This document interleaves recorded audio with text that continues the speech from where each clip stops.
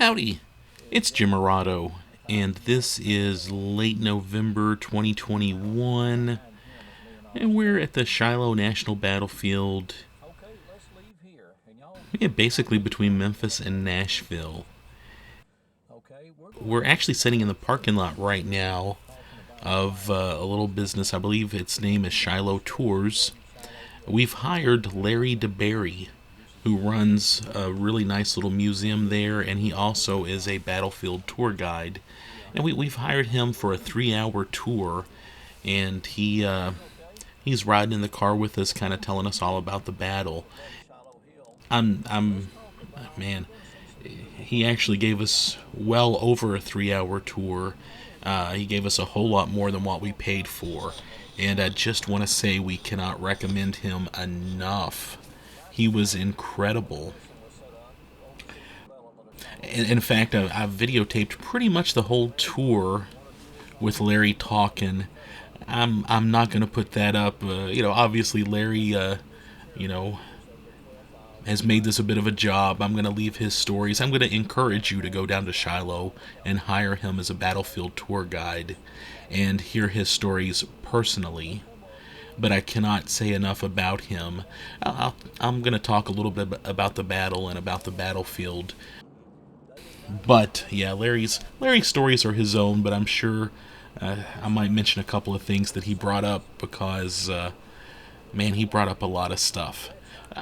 Also, want to say, when you hire a tour guide, it's you want to hit the high spots. You want to see where all the important action took place. You want to know what happened. But Larry, at the end of our tour, he basically, I felt like I knew Shiloh thoroughly, and he put some questions into my brain. He had me thinking about some stuff that I'm gonna have to go and look up later. He made me want more information. He made me want more as far as the Battle of Shiloh goes. He dropped some little nuggets that I've got to look up. Also, he's lived here all of his life. Family members were present at the Battle of Shiloh, and I won't point them out, but several of the places that we're about to see are actually named after, his great-greats. And he is very, very connected to this area, very connected to this battle and to this battlefield. And it was just a real treat having him with us. Really, I doubt there's anybody alive with more of a personal connection to this battle and this battlefield than Larry DeBerry. And I can't say enough about how much we enjoyed having him with us this particular day. Also, if you've ever hired a battlefield tour guide before, I know sometimes they can come off as a bit stuffy and formal. That was not Larry at all. Anyway, I'm sure I'll mention more about Larry as we go through here. But the Battle of Shiloh is, I guess really the first epic battle of the Civil War. Many of the participants really thought the war was over at the end of this battle. It was so bloody and so big. They thought, well, that was the war. It's over. It's over. And they were obviously wrong. I also wanted to mention I read a few books on the battle before we came down here. One of my favorites, I use this a lot for Tennessee battlefields, is the Tennessee's Civil War Battlefields, A Guide to Their History and Preservation by Randy Bishop. Really nice book that gives, a nice overview of all the main battles in Tennessee. Randy's also written a similar book on Kentucky battles. The blue and gray issues about Shiloh. Stacy D. Allen, the historian of Shiloh National Military Park, put these together for Blue and Gray magazine, I believe in the late 80s originally. They've been reprinted, and I found out on this particular trip he is still employed by the park, so that's pretty cool. Also, I read the classic battles, Shiloh 1862, The Death of Innocence by James Arnold, which is, Osprey put that book out, and, Osprey puts out some great reference guides, especially to to uniforms, and that was a good book. I was going to say real quick, Larry pointed out the plant right there. That's a yucca plant, and I guess they were used for medicinal purposes specifically during the time of the Civil War. And he mentioned, if you're out looking around at Civil War sites, you'll often see yucca plants. He also mentioned some other trees and some other characteristics of the ground you can look for that kind of will give away if if a house or a property was around during that time period and is still kind of preserved. Yeah, but yeah, the yucca plant, I guess, was popular in the 1860s, and he mentioned that. And again, we're going through here some of these areas. He literally had family who had homes right through here. He'll point out some more later too, but I probably won't bring those up. But yeah, so we're actually driving in the park now, and he's telling us stories. But wanted to mention with the Battle of Shiloh itself, especially before this particular tour, in reading the materials I read and also Googling around about the Battle of Shiloh, it very much seemed to me that this was a battle that either army really could have wiped out the other if they had played their cards right. You can probably say that with just about any battle, but that was especially the case here. But you had Grant with his Union forces marching down through Tennessee, going towards Mississippi to confront the Confederate army there, and he had a pretty big force, but they ended up camping here in an area called Pittsburgh Landing, and they, they're camping out. They're not expecting the Confederates to come and attack them. Well, the Confederates realize, hey, let's go get them up at Pittsburgh Landing. They're not going to be expecting us, and that was absolutely the case.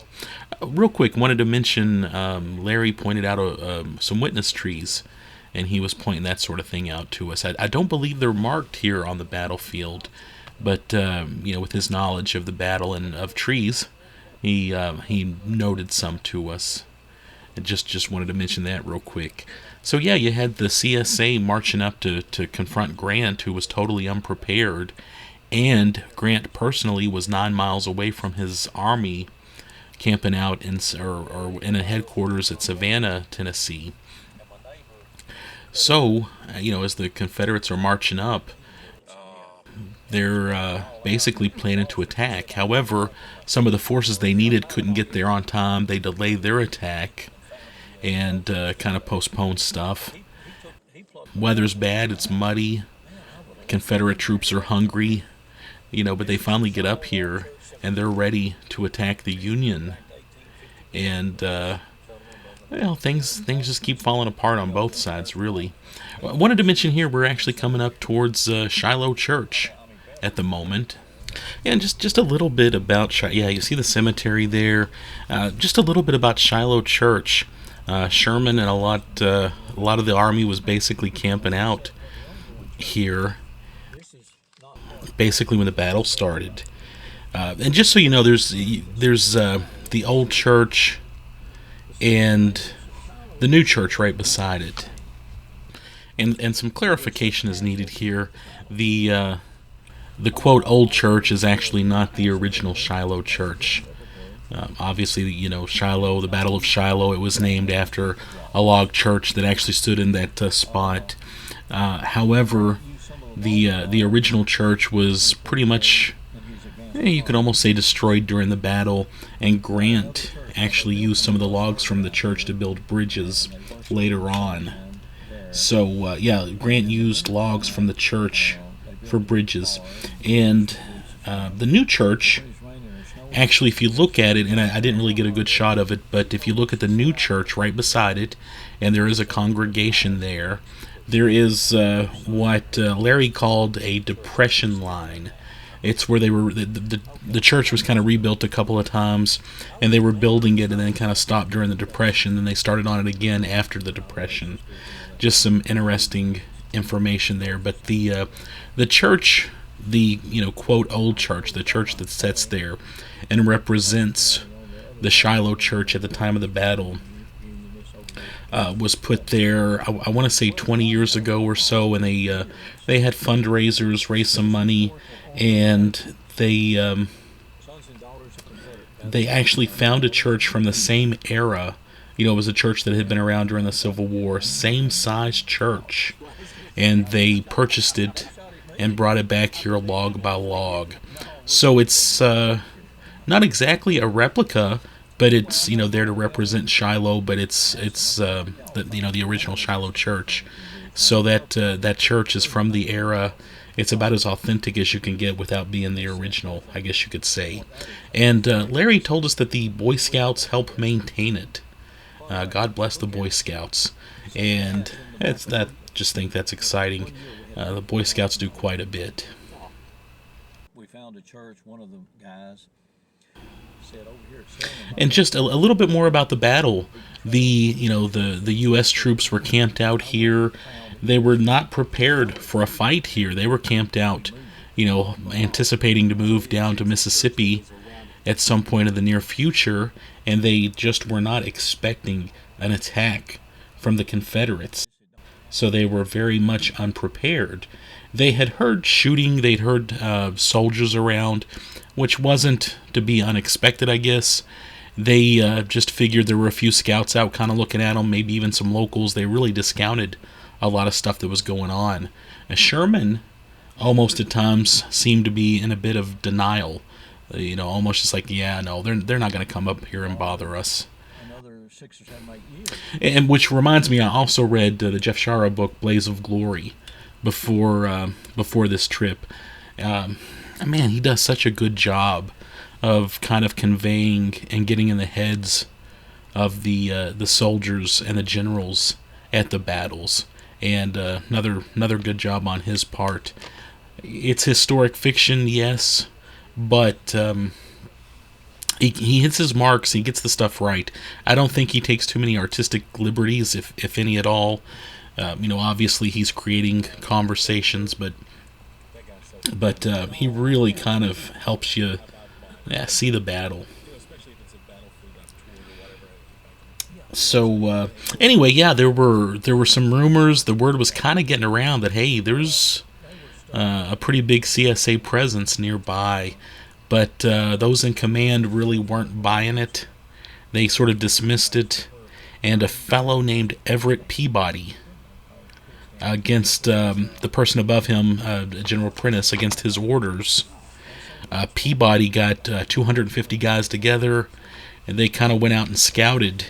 And they ended up clashing one night with some Confederate skirmishers from Mississippi.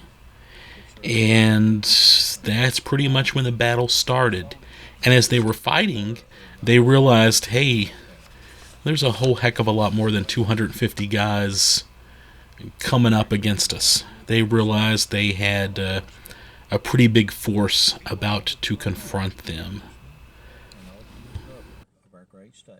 And he also told a story, and again, I don't want to give too many of his stories away, but I believe it was his mother, back when you could still kind of dig around and find relics. It was very common for them to find bullets that they would sell to tourists for a penny each. And if she found a belt buckle, the local ice cream place would trade that for, I believe, a double dip of ice cream. And again, Larry has more to say about that. And if you find yourself in Shiloh, stop by his museum, hire him as a guide, and ask him about that.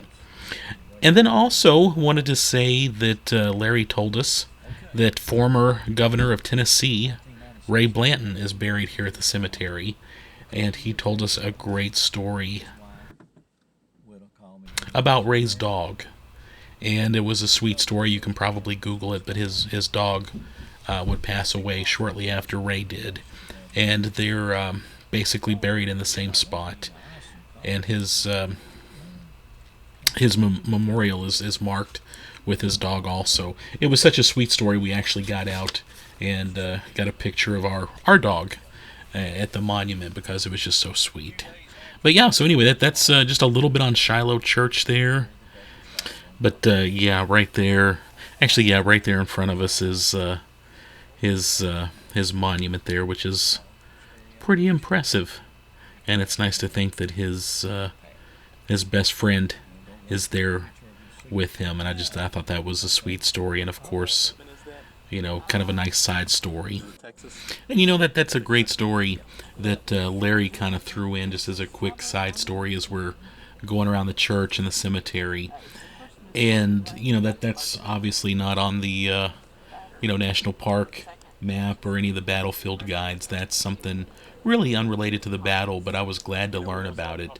And Larry had several side stories. We'll call them side stories like that. And I just, man, I really enjoy those little, what you would call side stories.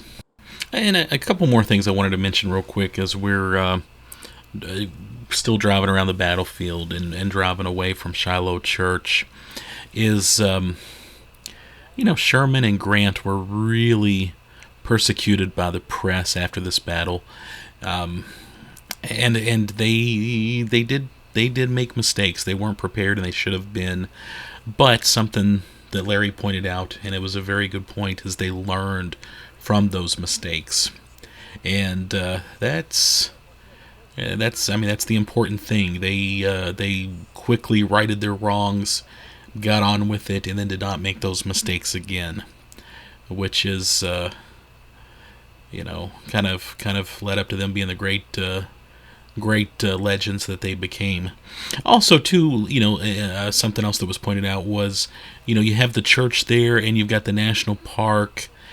The battle took place all over this place, and the national park has a good chunk of that land, but not all of the land. And that's just something to keep in mind. So, there's a church there on its property, and then right beside it, you've got the national park. But yeah, that's something that comes up on, a lot of properties near national parks and battlefields.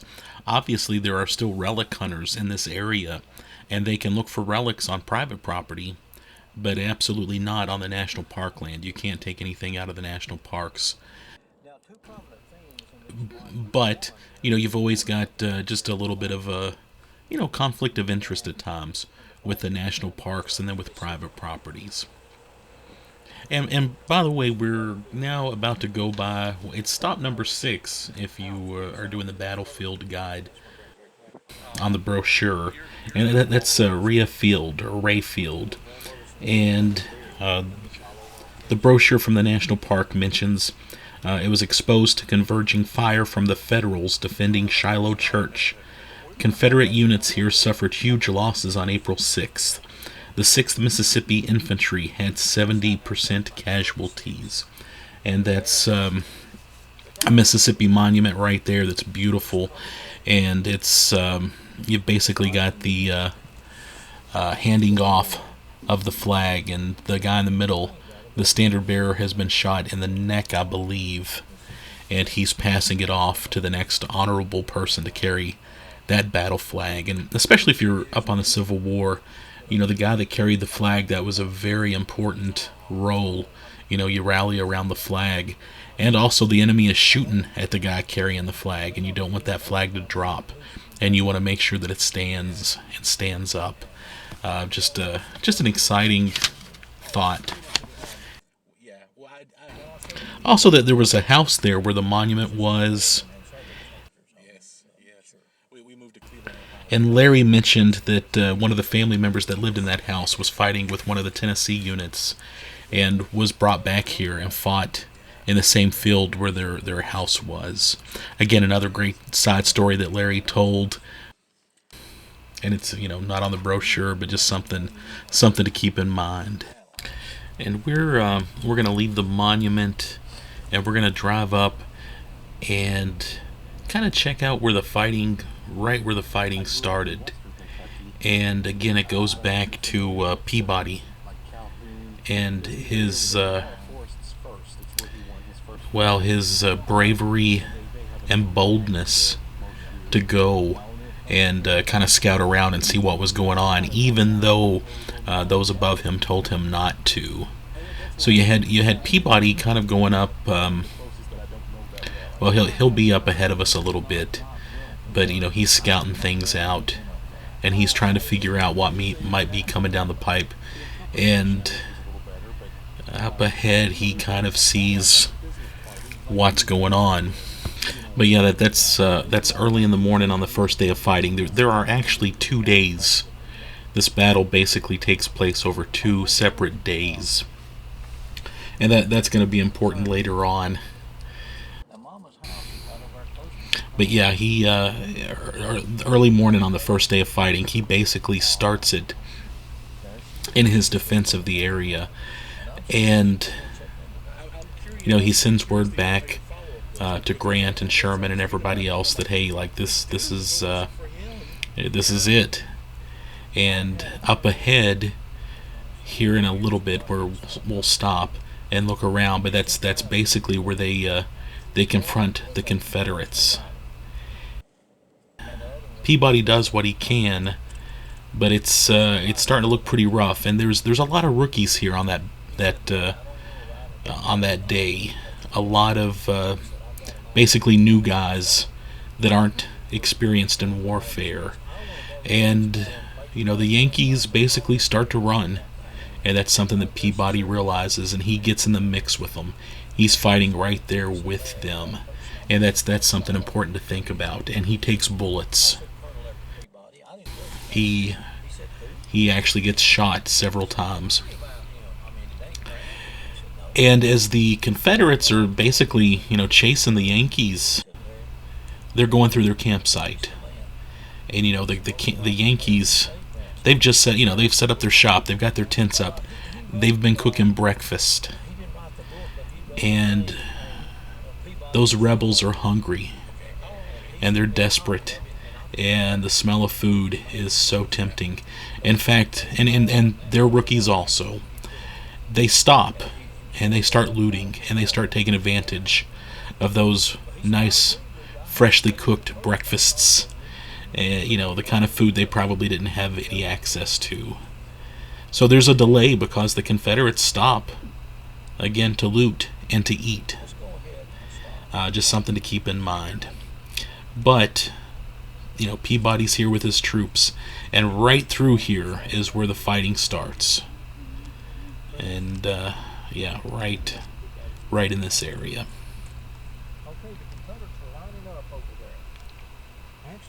But yeah, you've got those fresh Yankees and those fresh Confederates, and they're fighting, and that fighting goes on for a bit. And the Yankees are getting word about what's going on.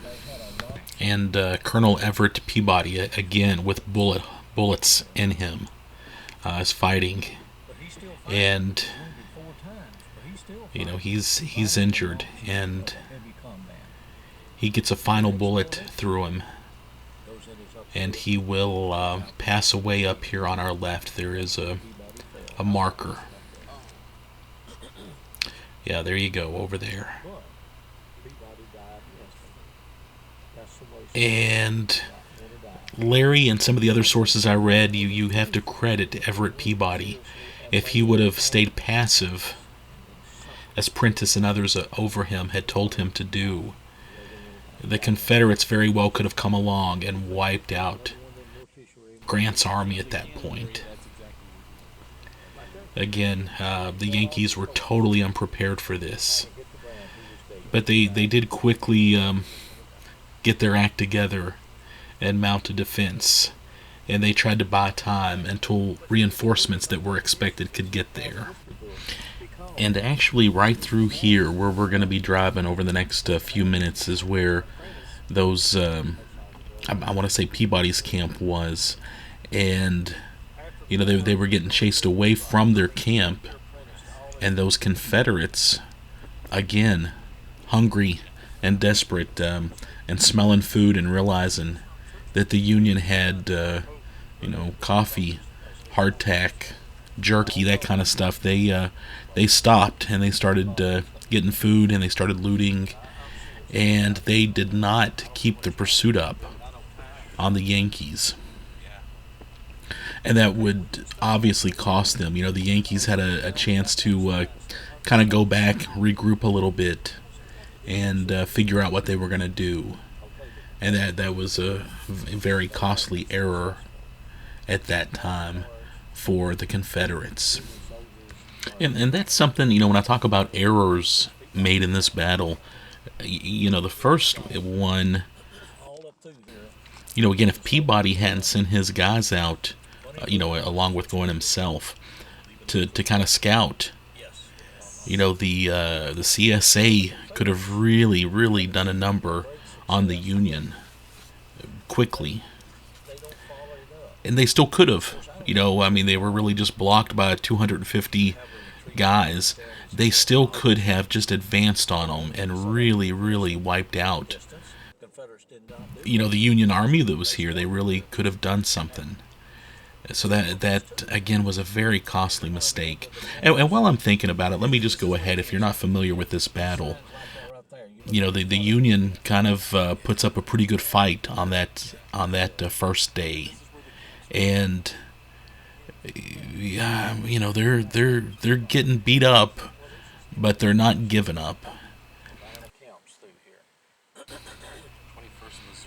here. Basically, the main the main leader of the Confederacy at this point, at this fight, is Albert Sidney Johnston.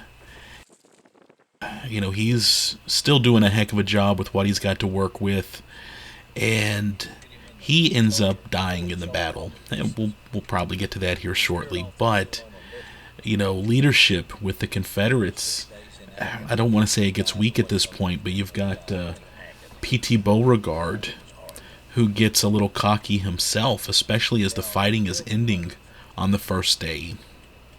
God, how many of these did I find? He basically rejects advice from people around him to continue fighting and to, let's get this battle over with. Let's make sure we wipe them out tonight.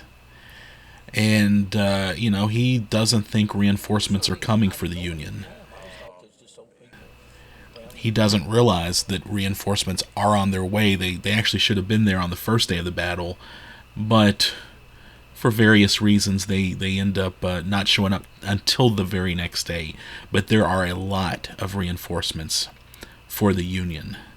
So when fighting starts up the second day, the Union has a ton of reinforcements, and the Union ends up winning.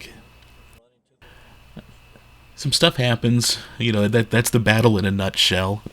In a very, very brief nutshell. We'll talk about some more details, as we can, driving along here. But Nathan Bedford Forrest factors quite a bit into this story also. He realizes that reinforcements are coming. In fact, like Peabody for the Union, he sends out a group to basically see what's going on. They realize, hey, they've got some reinforcements coming, and there's a lot of them. And he goes and he tries to tell his superiors, and basically, they just don't quite get the message. He can't find Beauregard. He's trying to get the word out. Hey, look, we need to, he basically advises that they either try to take out the Yankees then and there, or get the heck out of Dodge. And his advice is ignored. They carved his name on the tree. And as we drive around, I'll get into some more details of some other stuff. And there's just a ton going on this battle, and I'm sure there's some main points that I'm not even gonna get to in this short video. But I wanted to bring those up. One thing I wanted to mention: we're about to come up on John D. Putnam of Wisconsin. There's a memorial up here for him that we'll see, and it's actually one of the cooler memorials relating to the Civil War. And there's some pretty cool ones. But up here on the right, you're going to see a white, it's actually a cast, a granite cast from an original tree stump, because they made this marker to mark where he had been buried. And they ended up taking the tree stump and making a cast of it to put here for forever. And I think that's just pretty darn cool. Yeah, check that out. A granite cast of an original stump that was there. For John D. Putnam, a very northern name from Wisconsin. And the original stump was actually destroyed in a fire. I don't want to rob Larry of his stories, but he that the fire was actually well, there's a link to the legendary Union Eagle mascot, Old Abe, to that original stump. But I just thought that was just something pretty special, pretty interesting, and a very cool marker here at Shiloh. And if you're doing the battlefield driving tour, keep in mind that that really cool marker is right next to the hornet's nest. We are actually turning into what is known as the hornet's nest. I don't want to say the most legendary part of the battlefield, but it's definitely up there. And we spent a lot of time here, and I'm going to edit some of that out just because. But again, very quick edited version of a little bit of what happened here is, as the Union was kind of going back, they formed a line was formed up in this area, about a 3/4 of a mile line. Lot of Hoosiers at this site, a lot of brave Indianan boys formed that line, and for about 7 hours, the CSA tried to penetrate that line, and they could not. Confederate General Braxton Bragg, who, if you read up on the Civil War, I think he's. Oh, I think it's safe to say he's not one of the more popular fellas in command at times. He definitely makes some mistakes. But he kept throwing just little groups at that line, trying to get them, and he never could. And Larry here, actually, Larry carries a ton of relics with him from the battle to show you as he gives you a tour. But those were some bullets collected around here, as you could tell that they were mangled. And again, he's lived his entire life in this area. At his museum, he has thousands, at least I would easily thousands of those bullets that he's picked up here and there. Definitely something to check out. But it's called the Hornet's Nest because the soldiers kept hearing the buzzing sounds that sounded like angry hornets, and those were bullets going through the air here for 7 hours. And it was it was bloody, it was rough, and the Union put up one heck of a defense. Larry actually he talked at length about how artillery was used. He talks about numbers, and of course Braxton Bragg kind of making a persistent but sloppy effort to try to break that defense that the Indianans had put up, and it's pretty much a big old failure. But yeah, that's the Hornet's Nest, and of course, books have been written on the Hornet's Nest alone. So I feel like I'm not really saying much about that. From the brochure they gave me at the visitor center, the Hornet's Nest, parts of 3 federal divisions stubbornly defended this densely wooded area on April 6th, so named by attacking Confederates because of the stinging shot and shell they faced here. So yeah, that just very, very briefly talks about that.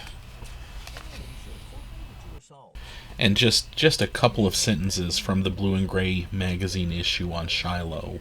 The Hornet's Nest. Though stunned by surprise attack and forced to abandon their first line and camps, Union troops staunchly held this position for 7 hours against repeated Confederate attacks. This gave Grant time to prepare a strong defensive position closer to Pittsburgh Landing.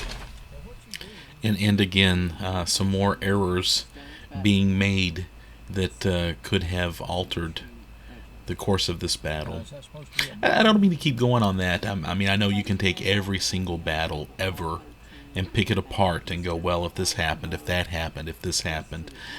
But this one to me really just pops with errors made on both sides. Both armies really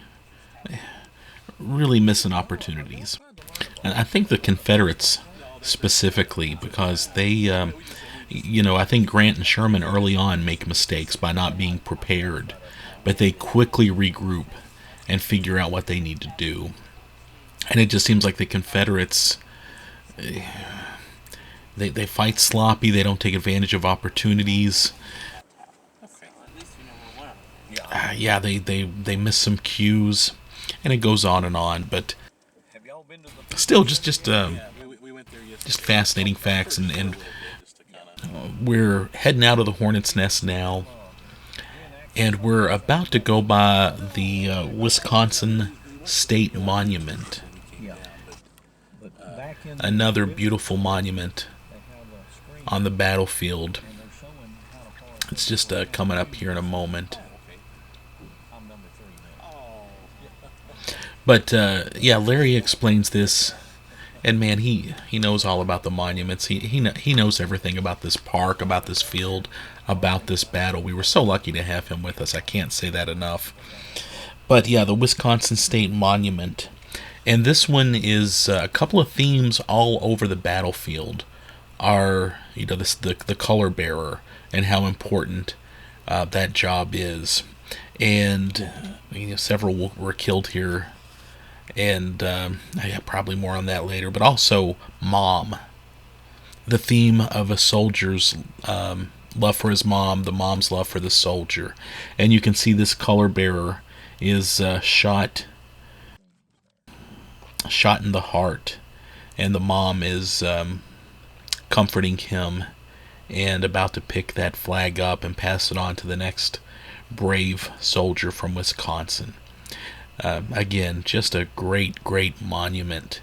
And as we go through the battlefield, as we go and see the monuments, mom, and that important job of the bearer of the flag, those are reoccurrent themes.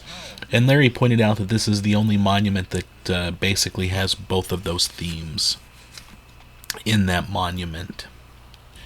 And speaking of monuments, we're about to make our way to the Confederate monument at Shiloh, not far from the Hornet's Nest there, going down to the Confederate monument at Shiloh. We're going to see that here in a moment, but I'll go ahead and tell you just a little bit about it. There are 3 ladies shown in the front of this monument, and by the way, that monument cost $50,000 to put up in 1917, and quite a sum, but obviously something that people felt was important to put up. But the monument, it's a spectacular monument. It's referenced quite a bit when you talk about the battlefield. But there are 3 ladies in the front, and one of them is Victory. She represents victory. And to her right is Death. And Death is taking the victory away, the victory wreath from Victory. She's taken that wreath away from her. And to Victory's left is the Lady of Night. And Death and Night deprived the Confederates of victory at this battle. Here's the monument coming up. To their right, the Confederate heads that you see on the monument, kind of in the sculpture, are held high. They're proud. They're coming into battle, and they're proud Southern soldiers. Of course, 2 days later, they have been defeated, and and their main commander, Albert Sidney Johnston, is dead.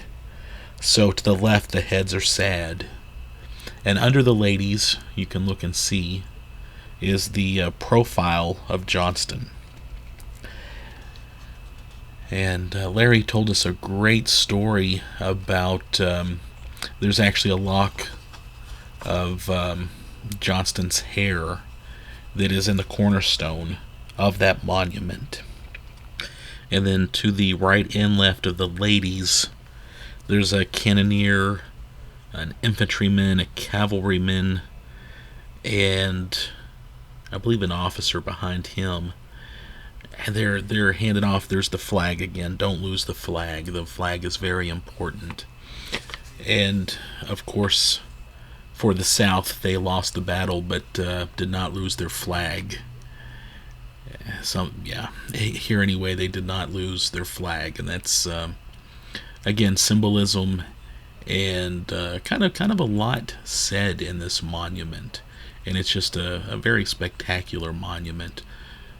And speaking of spectacular monuments, we're going to turn around and actually go just right down the road, just not very far from that Confederate monument at Shiloh, and go down to a little, I guess you would say, a Union monument to one of the Wallaces. There are two significant people with the last name of Wallace here at the battle, and one of them would go on to greater things, and one of them would get shot and die a few days later.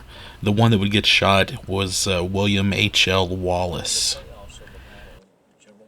and he was shot in the left ear, and it came out his right eye. And both sides basically assumed he was dead at that point, and he was basically left on the battlefield. His wife Anne, and because his wife Anne would come down to basically look for him before she even knew the battle had started, and she would come down on a boat, and even before she got off the boat, at that point the battle had started, and she was basically trying to help nurse the wounded on that boat as the wounded arrived.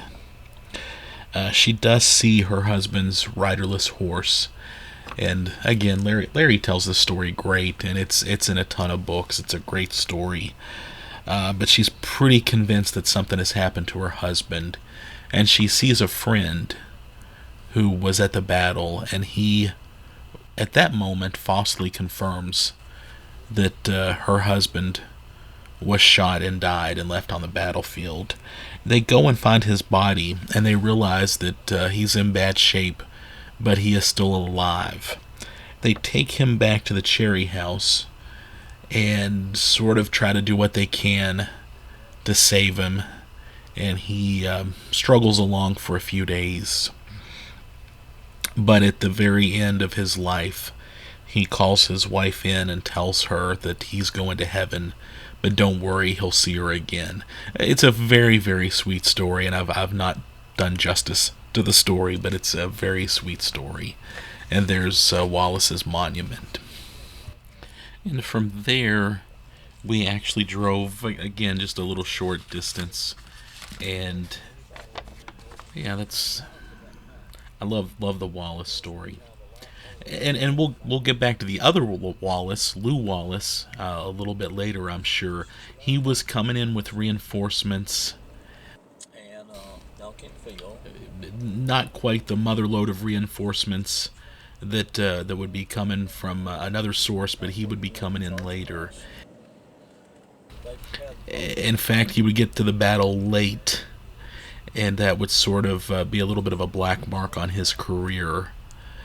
But at least he would get there, and he would go on to bigger things, including writing a little book that would be made into a very popular movie, Ben-Hur.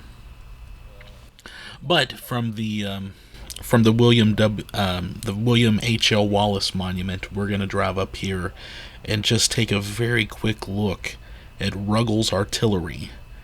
62 Southern cannons were lined up at this spot at the time of the battle, which at that time was, I believe, the greatest concentration of artillery ever. They moved there, so the yucca plants are gone. Gettysburg would end up breaking that record, but it was just very impressive, and they've actually got some cannon lined up to represent. Yeah, there you go. It's kind of showing you what you might have seen at the time of the battle. And just, yeah, it's very intimidating. And Larry would point out to us again 62 Southern cannon, Riggles artillery.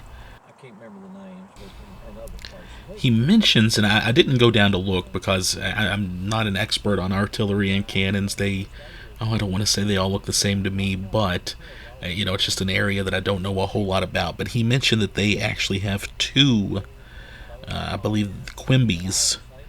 71 of them were made in Memphis, and 5 of them survive. I guess the others were destroyed or lost or whatever, but there are 5 known to survive. They have 2 of them here in this line, and Larry said they're worth about $1 million each. Start your cannon collection today. Anyway, I just thought that was pretty neat. All right, and we're gonna leave that line of cannons, and we're gonna drive actually towards the Sarabelle Farm and the Peach Orchard. Possibly it's right up there with the Hornet's Nest as far as significant spots on this battlefield. But we're gonna pass a couple of things on the way there. I like to keep kind of filming as we go, just in case you happen to be in the area and you're trying to figure out where to go and you need some assistance. I hope you might, this might be a reference for you. So I'm going to keep talking, keep filming, even though it's going to be a little bit before we get to our final spot. Wanted to mention, while there's a moment, that we stopped by the visitor center here at Shiloh National Battlefield, and they have a bookstore, and then they have a separate visitor center with a museum, and they show the movie and all that. Another great national park site.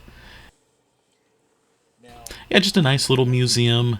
I enjoyed the bookstore quite a bit. I always love getting postcards, patches, looking for books, and that kind of thing. Luckily, they do sell the reprint of the blue and gray issue of the Shiloh issue of Blue and Gray magazine. They sell it in the gift shop along with lots of other books and things like that. Yeah, but I stopped. I got my patches, got my postcards, and looked around a bit. Also, oh, and yeah, and by the way, we're coming up right here on the, I think that's the Illinois State Monument, and it's a mother writing about the valor of her son, or a mother writing about the valor of her southern sons here on the battlefield. And she's also got that sword in the other hand for protection. Just another great monument.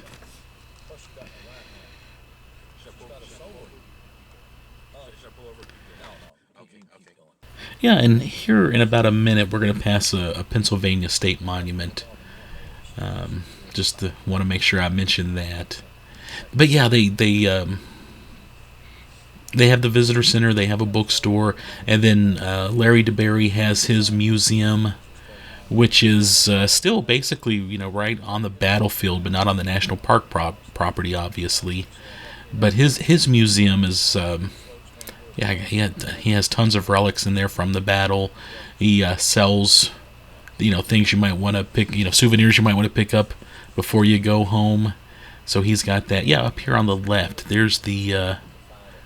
We're still a little piece away from that Pennsylvania monument.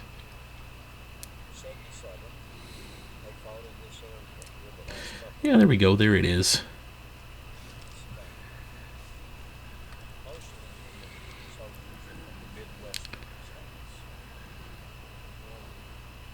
of standing out there on its own. And of course, you're not that far from Parker's Crossroads and Corinth, Mississippi. Both have Civil War trails in their areas, and they have National Park Unit visitor centers. We stopped by both of those on this trip. I'll put up separate videos on those. Corinth, we heard, was the battlefield, basically where the battles happen. It's been overtaken by urbanization, and it's been kind of swallowed up by development, which I guess is true, but there are still many homes and buildings relating to the battle that you can see, so that was nice. I enjoyed Corinth quite a bit. We also did, like I said, Parker's Crossroads, and they have several great walking trails and a very nice driving tour. We allowed a couple of hours for there, ended up spending way more than that there, but it's a very, very nicely done battlefield, and they have, like I said, a nice visitor center with nice staff. Had some cool books there that I was impressed with, and just enjoyed stopping at Parker's Crossroads. Again, they had 3 walking trails. We did the first walking trail, and it took us a good hour to do it. It's pretty long. It's not just a basic hop in and out of your car. And then there are other battlefields in this area. Of course, you're between Memphis and Nashville.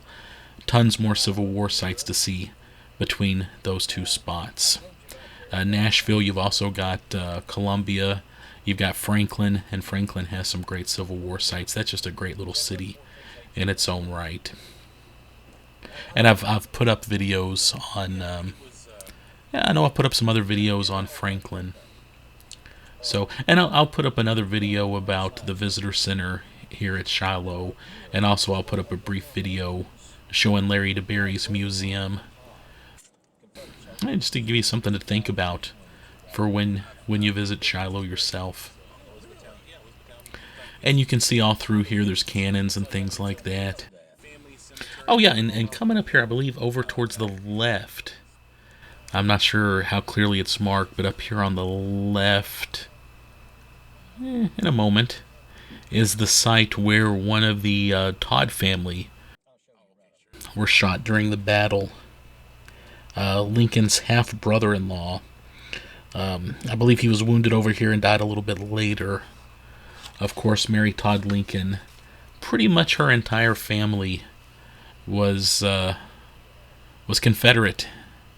And I know here in Lexington, several of them are buried in the cemetery.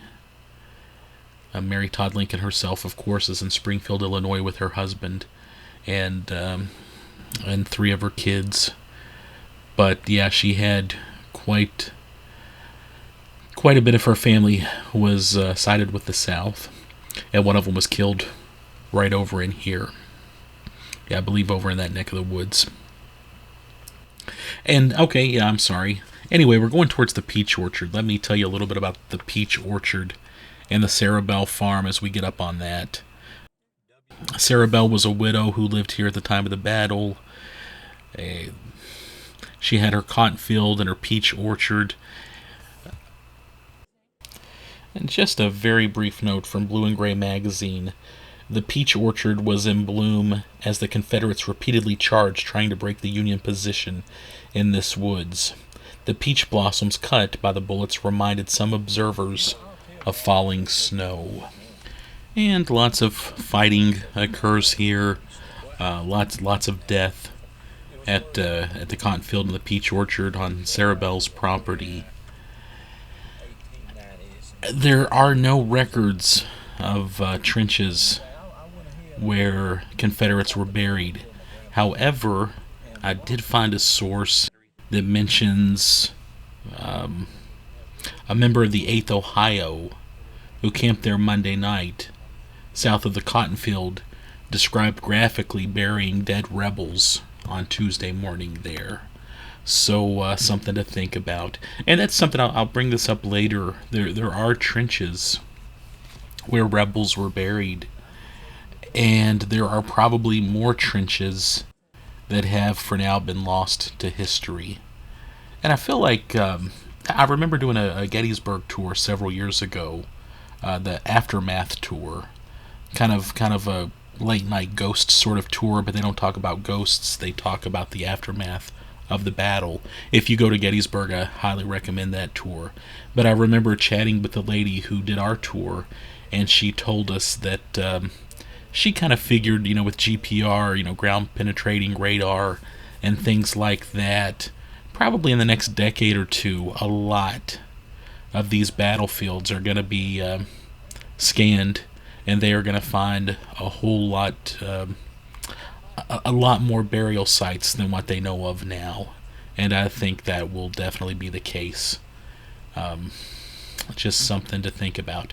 And there, I believe that's the cotton field part of Sarah Bell's property. The peach orchard, if I'm not mistaken, is a little bit up, but basically right in this area.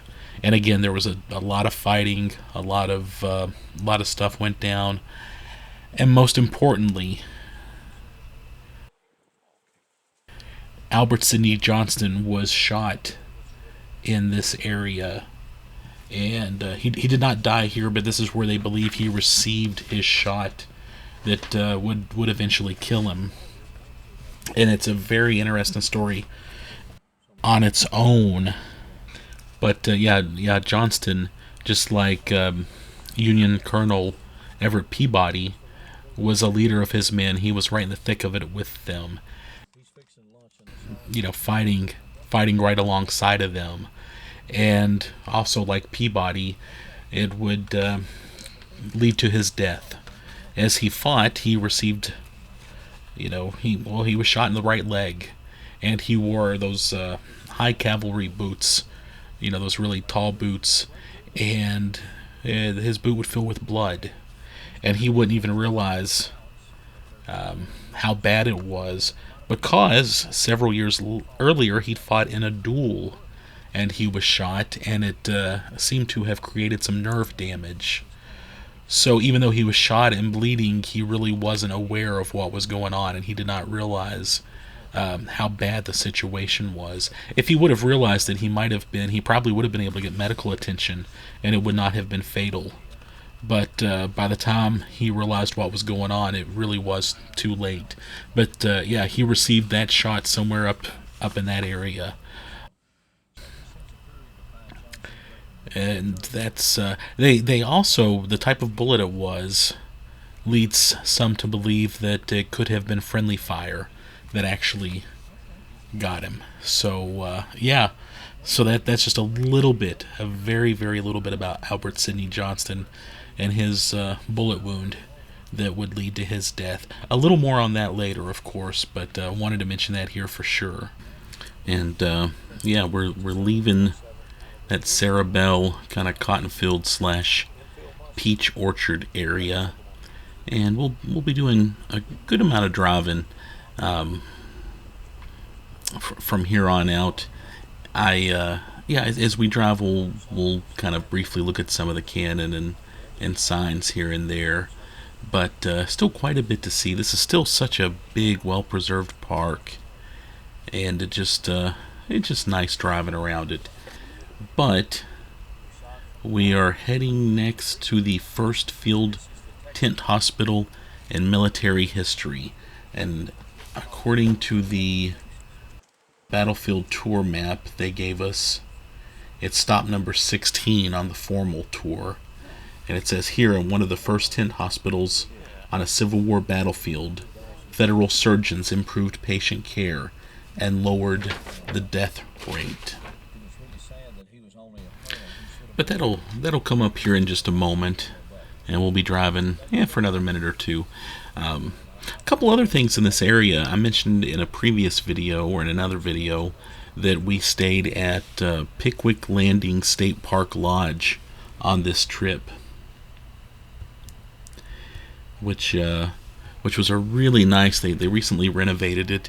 Really nice state park lodge. That's, I don't know, maybe a 10-15 minute drive from the national park here. And it was just gorgeous. It was really nice. They're dog friendly, so we took our dog with us. Larry's also dog friendly, so we had him on the tour here. But yeah, Pickwick Landing State Park Lodge, just a really, yeah, one of the nicer state park lodges I've seen. A really friendly staff, good food, just a good place to stay. And I wanted to mention them somewhere in this video before I forget, because it was just such a good place to stay. Really, really pretty place. Also, I wanted to mention around here, a couple of times my camera battery died on me. I had to get another camera battery, so there might be a couple of minutes of missing video. At a couple spots, actually twice my battery died on me. So the driving won't be perfectly consistent, but it should still give you an idea of the battlefield and of what's going on. Also wanted to mention just a little bit more about Larry and his tour that he's given us, because he's doing just such an incredible job. And again, I was hoping to edit this video down to well under an hour, and that's just not going to happen. But Larry, had his mom, his grandparents, great-grandparents, various family members have lived here. A lot of the areas are actually named after direct family members of his, and it was interesting hearing his stories about where his mom grew up and where his great-greats grew up. We also passed, you may or may not have noticed that there was a big fence over there. Right behind it, there's somebody who lives on private property, and they actually sell bullets there. They sell, the bullets that they found on their private property to tourists. So that's still a very common thing. And as I tour battlefields and go to places, I can think of a lot of places where I've bought Civil War battle-used bullets, usually fairly affordably. Right here, here's the tent hospital area where that tent hospital was coming up. Larry pointed this out to us. It was in this area.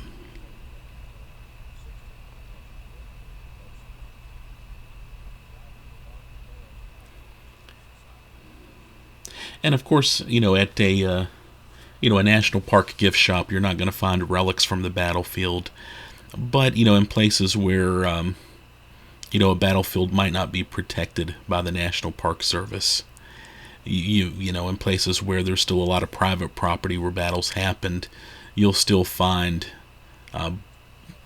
Civil War dug items for sale, and I've found them reasonably cheap at times. I know down in Gatlinburg, there's the Relic Room at Smoky Mountain Knife Works, and in the Relic Room, they usually have, where they've bought collections of bullets from different parts of the U.S., and so that stuff is still very, very readily available. And now we're actually driving. I wanted to mention this real quick too. We're about to drive to the actual site where Albert Sidney Johnston ended up dying, and it happened on the battlefield. It really wasn't marked after the battle, but his friend Isom Harris, who would end up being a Tennessee governor, would 30 years after the battle, they would ask him to try to identify where his friend Albert Sidney Johnston passed away. So I guess that'd be like in the 1890s. He came back out here and looked around. It took him a while, but he specifically remembered an oak tree. So they've marked it. We're actually turning into the spot. There's a monument right there, but the actual spot where he died is just a short little walk down from this monument. And Isom Harris went down and found that oak tree and said, this is where it happened. And he remembered the whole situation with the boot filling with blood, and Johnston getting a little confused, and he was dealing with the blood loss and really wasn't fully aware of what was going on himself at the time. But yeah, it happened down this little path. Very easy to walk path. If it was cold and snowy or if the weather was bad, I might it's a little bit downhill, and there's eh, it's not exactly a formal trail, but it's not that bad of a trail. And Larry actually says he remembers exactly where that tree used to be, but it fell some time ago, and it's been removed. And I don't think they have any sort of a marker. There's a little bit of a marker down here, but they really don't have a marker where it happened. But again, Larry remembered where it was. There's kind of a little indented spot. Larry's pointing it out right there. And that's where the tree was. That is where Albert Sidney Johnston died after being shot a little distance from here. Yeah, and it's just a nice little walk, and yeah, as with a lot of Civil War battlefields, when you walk out on them like this, yeah, it's a battlefield, but man, is it peaceful looking around there right now. Just very, very nice. This would be a nice walk for no reason on any given day. I just took a quick look around, but yeah, that's the site where he died. And we're actually leaving that little stop where Albert Sidney Johnston died, and we're moving on down the road a little bit. Again, just a nice drive. But we're going to be seeing a few things here kind of back to back to back. So I'll try to cover these kind of as we're driving to and from them. But we're about to visit the peach orchard. Actually, we're going to see, I guess, kind of the opposite side of the peach orchard that we saw earlier. And we're kind of coming up on that really right now.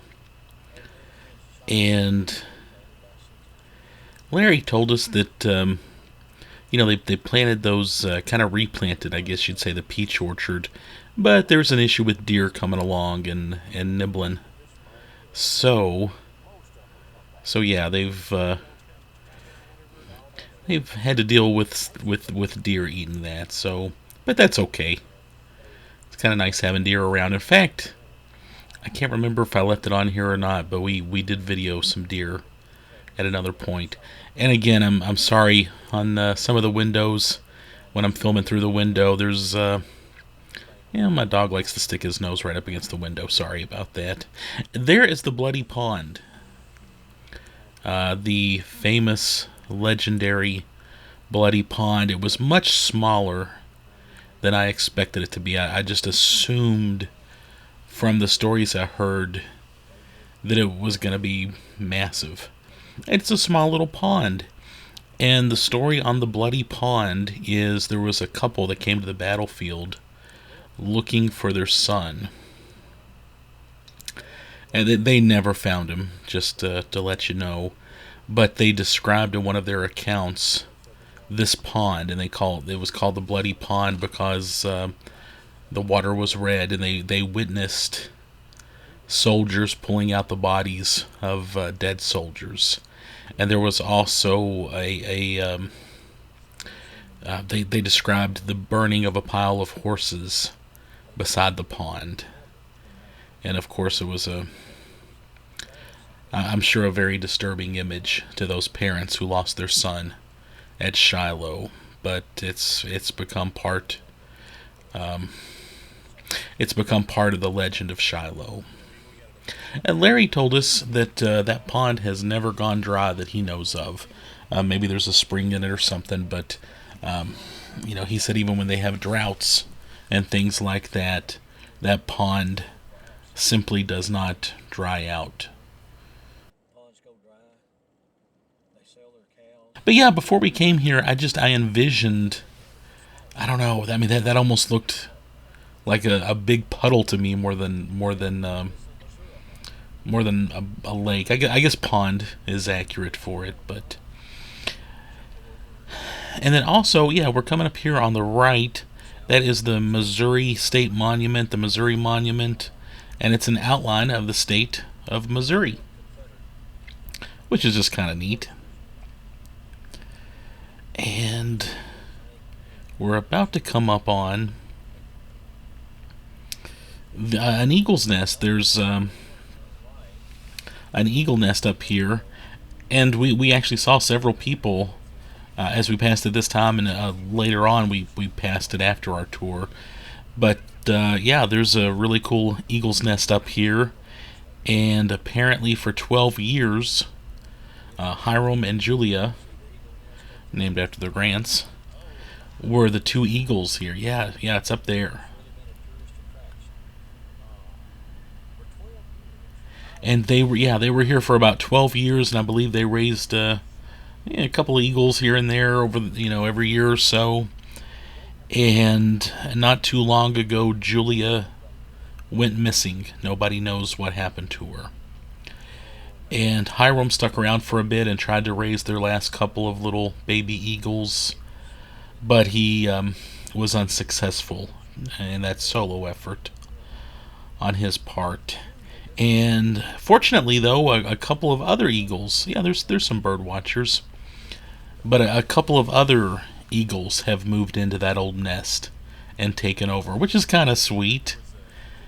But yeah, so they've got a couple of eagles here on the Shiloh battlefield, and I was glad that Larry pointed that out to us. I know, geez, several years ago I was watching, there was an eagle cam. It was somewhere in Georgia, and I got addicted to watching that online. And I just remember one day watching as one of the eagles sat on top of the babies to keep them warm while it was snowing, and I just watched that one eagle become snow covered as it sat on top of its babies to keep them warm. Such sweet animals, and just very, yeah, I can go on about that, but just wonderful little critters there. And we're coming up here in just a little bit. We're about to hit the Kentucky State Monument, and Larry made a point to take us by there and show us that one, being that we're from Kentucky. And of course, here at Shiloh, the Confederates and the Union both had units from Kentucky.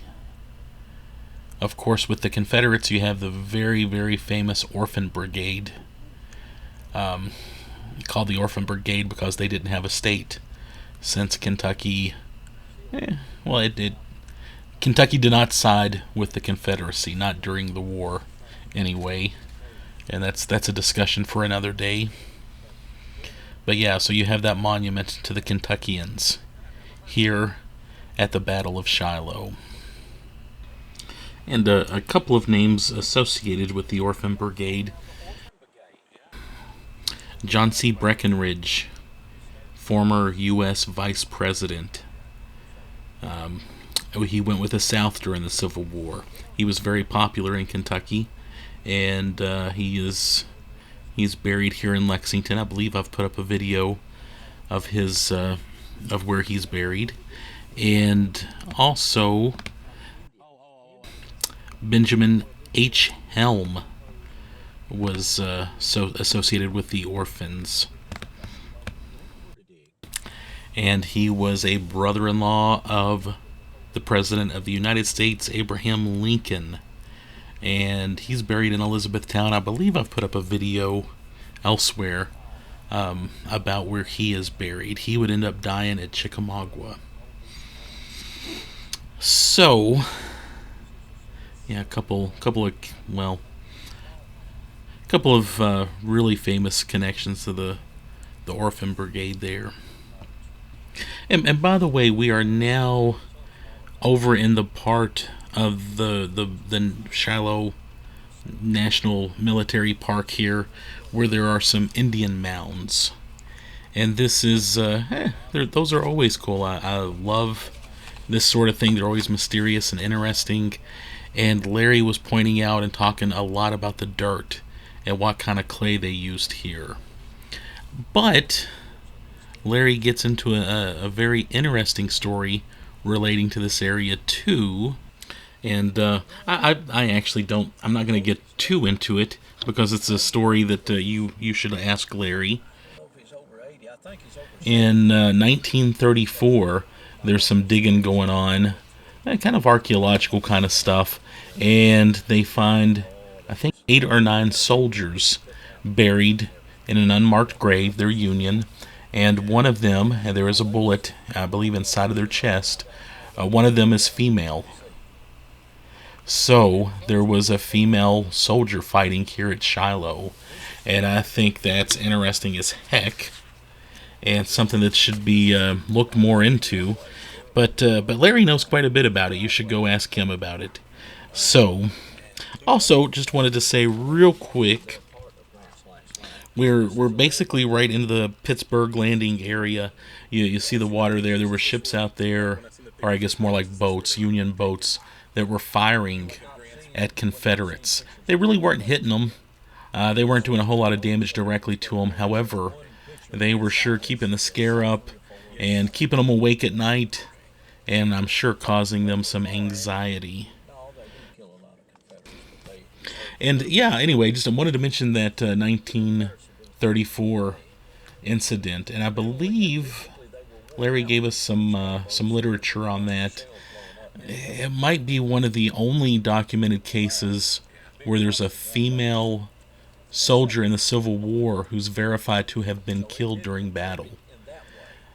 But yeah, anyway, not a whole lot known about that story, but it's out there, and I just yeah, I think that is fascinating as heck. Anyway, still quite a bit going on up here as we drive around. I hope you're enjoying the drive. Man, is it scenic. I love it myself. I want to go back and just drive around as soon as I can. But we're about to come up. We're going to be close to the National Cemetery. We really don't go into the cemetery. Obviously, it's a big deal. And we were told that many of the people, many of those soldiers buried there are unknown. They're unknown soldiers. But yeah, right up here where we're about to pull over, if I understand correctly, is where Bragg got the orders to stop fighting for the night. Beauregard was convinced that Buell was not on his way to reinforce, and yeah, they'd pretty much won the fight. They'd mopped up the place, and they just assumed, we'll finish up in the morning. And I think I've gotten into that before a little bit, but reinforcements were on their way. In fact, they would be coming from Pittsburgh Landing in this little area we're kind of driving down towards right now.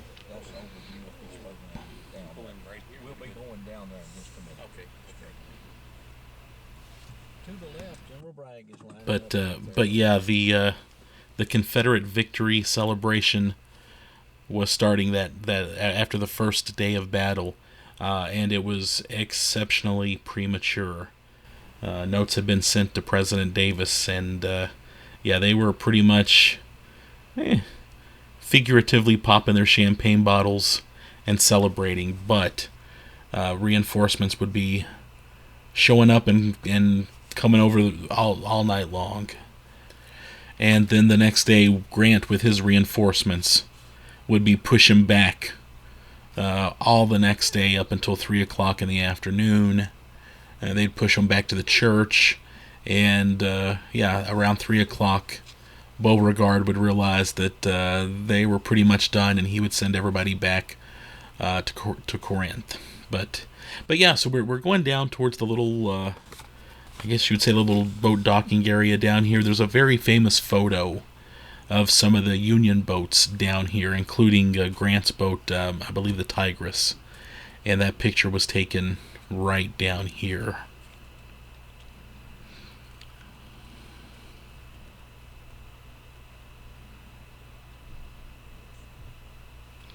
And yeah, it's so pretty down here. This would be a great place for a picnic. But yeah, there's a famous boat. I'm sure you can look around and find it. Pretty much any book about the battle is going to have that picture in it. And we heard a great story from Larry.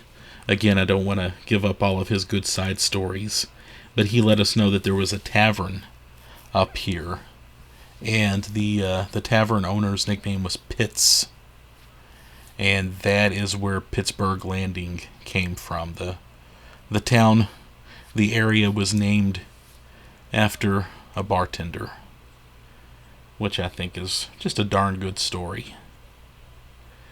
But yeah, I think that's most of the battle. There's still a few things we're gonna drive to, and I'll just point a couple things out to you here real quick. Again, what a scenic drive in the western Tennessee area. Shiloh, it's between Memphis and Nashville. National Park runs it, and it's just gorgeous. Even if you're not, interested in the Civil War, this would be a fun place just to come and hang out.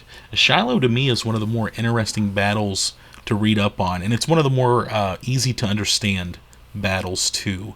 You kind of get what's going on. You see where, especially the Confederates make some very costly mistakes.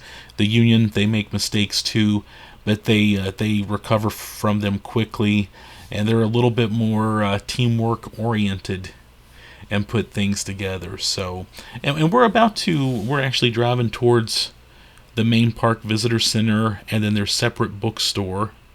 Yeah, there's the visitor center. They have a movie that plays in there and a small museum. And then over to the right there, there's a nice little bookstore and gift shop. And this is, this video's going on a little longer than I anticipated. Well, I'll try to keep it under an hour and a half. If you actually watch this whole thing, let me know, and God bless you.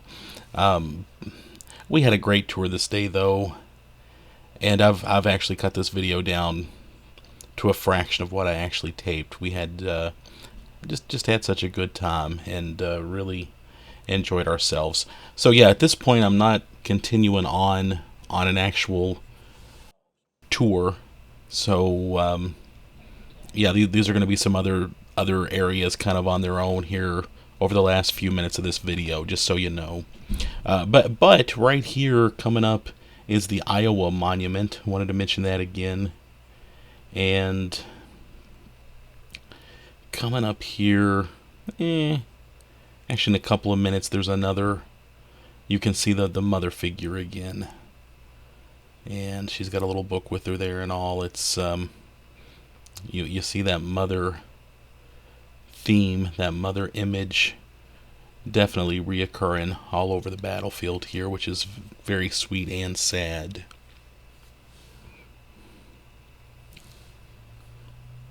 But yeah, in a nutshell, and I know I've kind of said it a couple times, but this is one battle that it was big and it was bloody and it was new to a lot of the soldiers here at Shiloh. They just hadn't experienced anything like this. It just was very, very new to these young, inexperienced soldiers on both sides, and it was on a massively huge scale. Can't stress that enough. And in Blaze of Glory, the novelization of the battle that I mentioned earlier, I mean, they're really talking like, hey, this war's obviously over. That was it. And again, it was not it. The war continued, but this was one big bloody war that really had not been experienced on this kind of a scale before for those young American soldiers, and it just surprised everybody. I've mentioned those mistakes that were made. I think both armies were a little more confident in their abilities. Oh, and there's a deer up here, by the way. I wanted to mention that. We're looking, if you look through there, you'll see a little deer. But yeah, both armies were a little overconfident going into this thing. Grant and the Union were overconfident at the beginning. And then, of course, Beauregard, especially, and the Confederates were overconfident after the first day's battle going into the second day's. Wanted to mention right here, this is the largest Confederate burial trench at Shiloh, and there's 721 buried right there in a fairly small space. I don't know a whole lot about this, but I would imagine, with that kind of a trench that was built, I doubt it's very deep. I don't know, though. I mean, I just don't know a lot about burial trenches.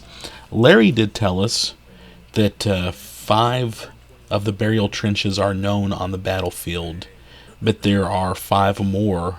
They know that there were 10, so there are five that really remain undiscovered. And Larry talked quite a bit about that, about the kind of burials that aren't there, but that are known. By the way, that is the Tennessee Monument. Larry was here on the day it was dedicated and participated in the festivities, and he's got some great stories about that. And again, don't want to rob him of his stories, but he tells a great story about how this was a big event.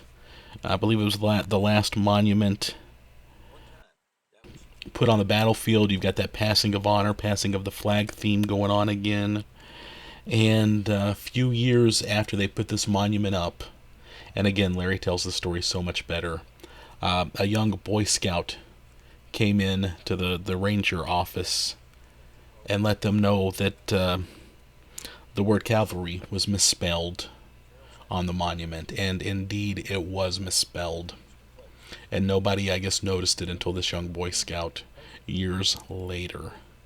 I remember there was a major book, Civil War book, published a few years ago, I think, and it was by a reputable publisher, and they misspelled cavalry in there also, and that was